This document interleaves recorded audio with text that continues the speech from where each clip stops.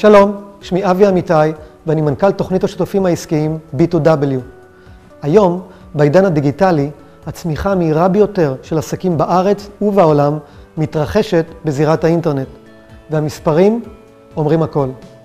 השיווק באינטרנט זוכה לאמון גדל והולך מצד חברות ועסקים בכל העולם. על פי התחזיות יגיע חלקו של השיווק באינטרנט בשנים הקרובות ל50% מכלל הוצאות השיווק הגלובליות.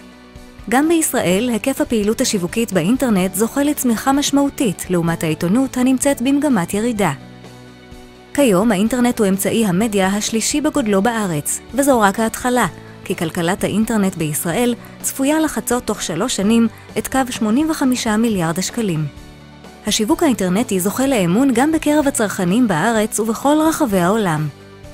78% מהגולשים סומכים על המלצות של גולשים אחרים, לעומת 14% בלבד המאמינים לפרסומות. נתון זה בא לידי ביטוי גם בתחום השיווק באמצעות וידאו באינטרנט, הנוגס במהירות בתקציבי פרסום ושיווק שהופנו מאז ומתמיד לטלוויזיה.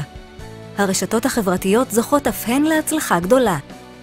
אם פייסבוק, הרשת החברתית המובילה, הייתה מדינה, היא הייתה השלישית בגודלה בעולם, עם קרוב למיליארד משתמשים. ומי המדינה המובילה בעולם בהיקף השימוש ברשתות חברתיות? נכון, ישראל.